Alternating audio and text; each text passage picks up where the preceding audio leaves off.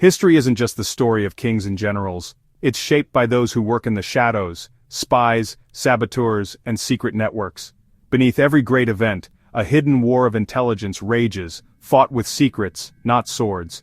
These unseen hands, spies, change the fate of nations, often without recognition or reward. Their victories are silent, their sacrifices invisible. Espionage is a world of double lives, where truth is buried under layers of deception. Every empire's rise and fall has been nudged by these phantoms. The history we know is just the surface, the real story is written in invisible ink. Imagine, borders, governments, even languages, how many were shaped by a single whispered secret? A well-timed piece of intelligence can turn the tide of war before a shot is fired. This is the story of one such network. A group so effective, so daring, that their existence was a secret for decades. They weren't soldiers, but ordinary people who chose to fight an extraordinary war. Clerks, artists, journalists, housewives. Together, they became one of World War II's most lethal intelligence operations. Their enemies called them the Red Orchestra, a name that spoke of their reach and harmony. Their story reminds us, the most important histories are often those never meant to be told. The Red Orchestra, an ominous name coined by the Gestapo, not its members.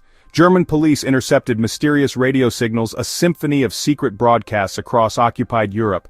They called the operators pianists, the group's chapels, and the whole network the Red Orchestra.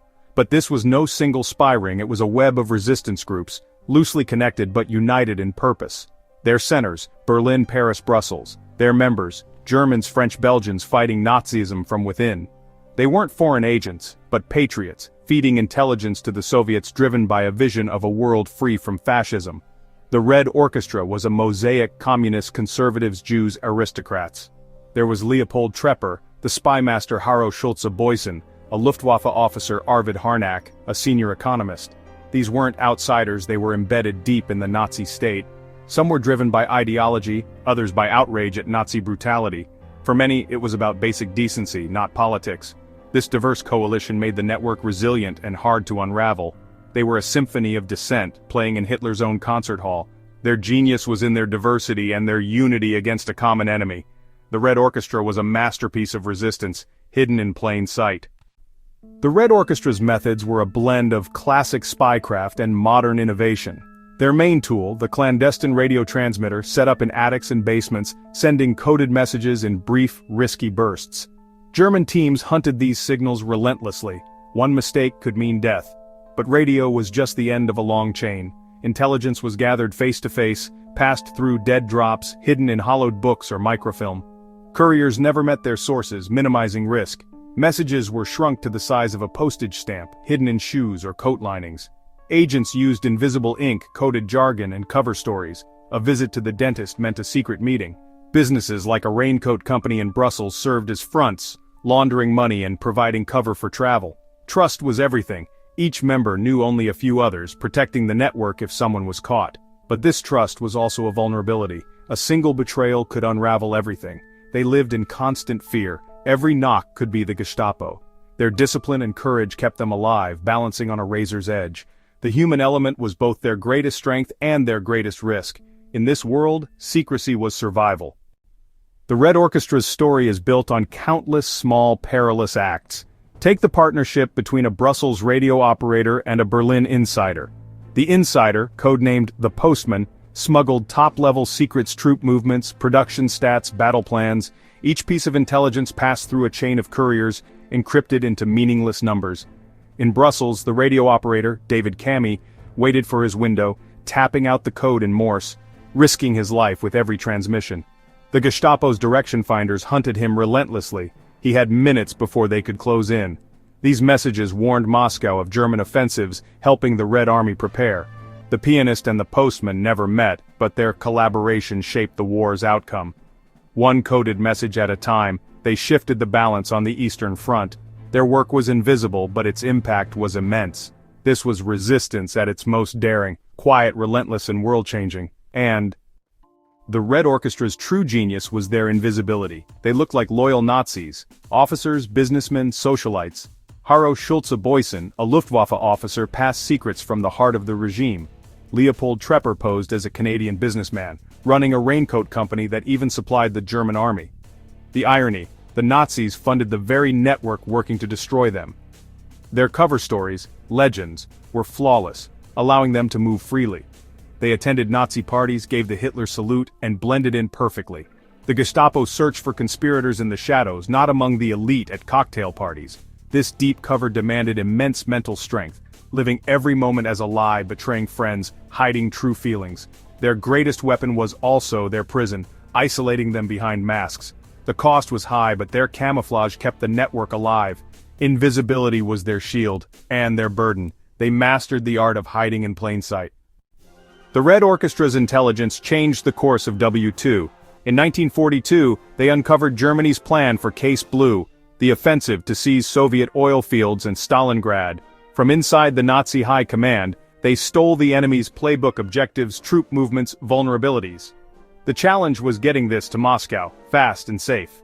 Through a chain of coded transmissions, the details reached Soviet hands. Stalin, usually distrustful, couldn't ignore the accuracy. The Soviets fortified Stalingrad, moved reserves, and prepared for the assault. The Red Orchestra's warning didn't win the battle, but it gave the Red Army a fighting chance. Stalingrad became the war's turning point. A handful of messages sent by a few brave souls helped shift the balance of the entire conflict. Sometimes a single secret can change history. For the Red Orchestra, discovery meant torture and death. The Gestapo was ruthless.